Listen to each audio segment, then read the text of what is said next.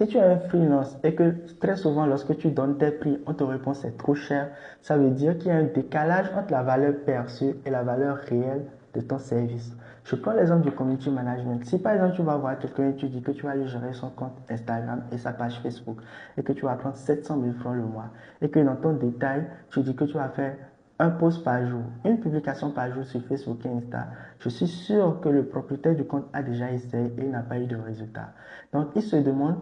mais ce truc, il sait le faire, il peut publier lui-même, ou bien son fils peut le faire pour lui, son cousin peut le faire pour lui. Donc 700 000 francs, payer quelqu'un 700 000 francs pour que cette personne publie un post sur Insta, un post par jour sur Facebook, la valeur, les 700 000 francs n'égalent pas la valeur de ce que tu vas fournir. Par contre, si tu lui avais promis des clients, si tu lui avais promis même pas des clients, mais des prospects à la place, un certain nombre de prospects à l'issue duquel il va obtenir un certain nombre de clients, il va faire le calcul dans sa tête et se dire que oui, tu es rentable. Mais si tu reçois très souvent des non ou c'est trop cher le prix que vous demandez, ça veut dire que la valeur perçue de ton offre est trop bas par rapport au prix que tu demandes. Donc, tu dois augmenter la valeur de ton offre et arriver au même niveau afin de faire comprendre aux gens que ce que tu proposes est égal à son prix. Sinon, ce que tu proposes est bien plus élevé que le prix que tu demandes. C'est comme ça qu'on crée des offres irrésistibles.